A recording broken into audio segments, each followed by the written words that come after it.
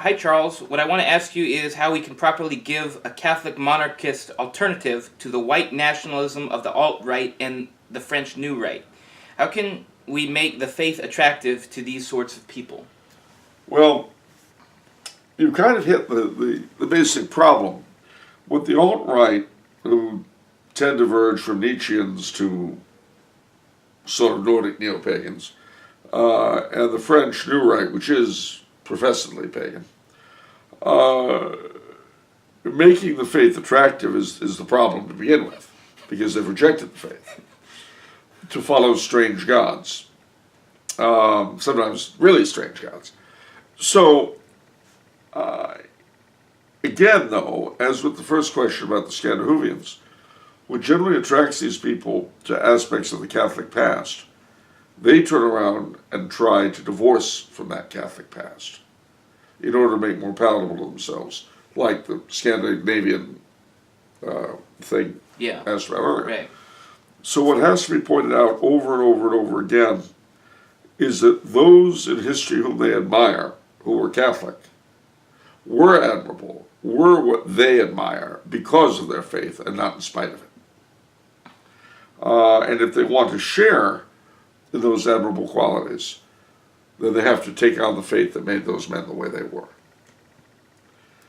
You know, it's no good saying, yes, I want to be like Charlemagne, except for his religion, because Charlemagne's religion is what made him Charlemagne. Yeah.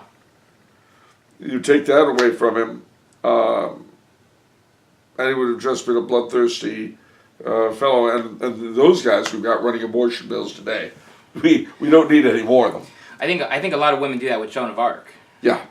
Well, not just Joan of Arc. Hildegard of Bingen is another one. St. Bridget of Sweden. The tendency to zero in on the human qualities we like and then try to get away from the religion of the individual really is not just the province of the alt-right or the feminists or the Unitarians. It's a human trait. Yeah. And I'm going to say something now that might shock everybody involved. Okay. The alt-right, the Unitarians, the feminists, they're human beings. Yeah, I've said it. And as a result, we'll tend to fall for the same traps Satan lays for all of us human beings, and which we generally embrace. It's not just that he lays traps for us, it's just we like them a lot. I'd recommend, by the way, just by the by, in this context, a book by my late lamented friend, Dr. Thomas Molnar, called The Pagan Temptation. Very worthwhile reading.